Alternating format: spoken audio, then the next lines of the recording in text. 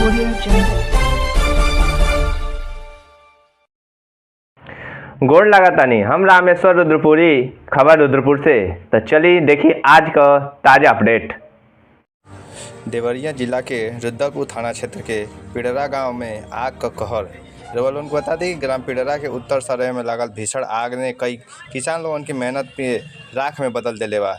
जौना में त्रिलोक सिंह, सुरेंद्र सिंह, सूर्य नारायण सिंह, श्याम बिहारी तिवारी, महंत सिंह, बीरू धोबी और किशोर सिंह के खेत के फसल जल के पूरा तरह खाक हो गए। दमकल का गाड़ी काफ़ी देर में पहुंचला से जैसे किसान में भारी आक्रोश बा।